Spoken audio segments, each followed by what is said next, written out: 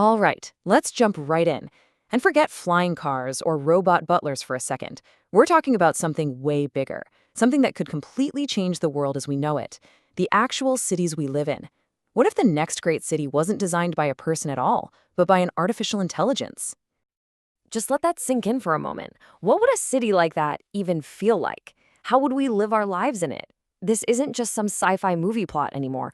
It is a future that's getting closer every day. And honestly, the implications are just massive. So, what is this thing really? Well, it's what we're calling an AI urban planner. And it's not just a fancy new app.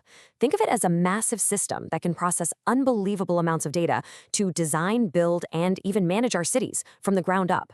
It's a game changing tool for sure. But with any tool this powerful, you have to ask, is it going to build a utopia, or are we going to accidentally end up with a dystopia? Okay, so let's start with the dream, right? The bright side.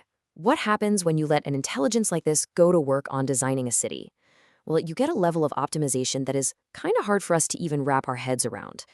The whole foundation for this perfect city is data. A human planner has surveys and traffic studies, which is great, but an AI, it's looking at billions of data points, all in real time. It can see the entire complex dance of a city, how people move, how energy is used, where resources go, and design a system where everything just works in perfect harmony. And the whole process is kind of this constant living loop. It kicks off with massive data collection.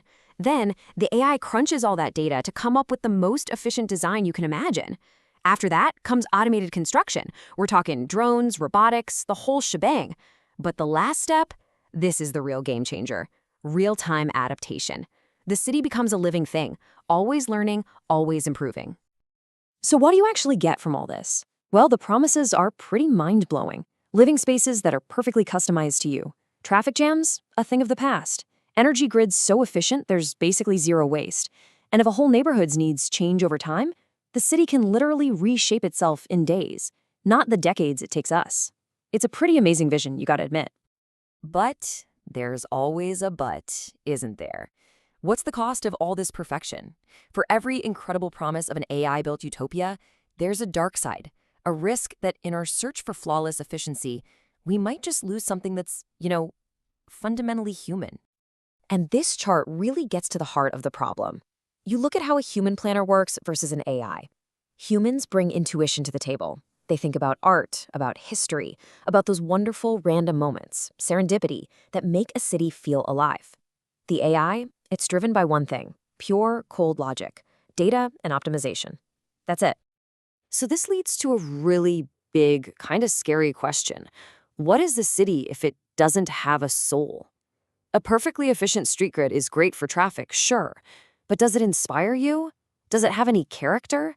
What happens when there's no room left for our beautiful, messy, illogical human imperfection? And the questions just get more and more practical from there. For this perfect city to work, the AI has to collect a constant stream of data on every single person. Where you go, what you buy, who you talk to. So, who owns all that data? Who's in control? And then you've got the huge problem of bias. AIs learn from the data we give them. And let's be honest, our data is full of our own historical baggage and biases. So what's to stop an AI from just reinforcing those old problems? Could it end up creating discriminatory housing patterns, basically building digital ghettos right into the city's code? And finally, the big one. Who gets the blame when it all goes wrong? If an AI makes a mistake and a power grid fails or a traffic system causes a huge pileup, who's accountable? The person who wrote the code? The government that approved it? The algorithm itself? There are no easy answers here at all. So we're left with these two really strong, competing ideas. The super efficient utopia on one hand, and the cold, soulless dystopia on the other. It feels like we have to pick one. But what if that's the wrong way of looking at it? What if the real answer isn't choosing, but combining? Yeah, the best way forward probably isn't picking one side. It's about figuring out a totally new way for humans and AI to work together to build our future cities as partners. You can really see the two paths laid out here. Go with total AI control, and yeah, you get that maximum efficiency, but you run a huge risk of creating something that isn't very human, and you're open to all kinds of errors we can't even predict. The other path? Human-AI collaboration. You get the AI's insane number-crunching power, but it's always guided by our values, our ethics, our oversight. The AI does the heavy lifting, but we provide the soul. At the end of the day, that's what this all boils down to. Technology is just a tool. It's an amplifier. It can amplify the best things about us, our creativity, our sense of community, or it can amplify our worst traits. The most important thing, the absolute deal breaker, is that our human values have to be in the driver's seat. Look, the AI city is coming. That's not really a question of if anymore, it's a question of how. And that how is up to us. The choices we're making right now about data, about privacy, about who's in charge, those will decide what our future looks like.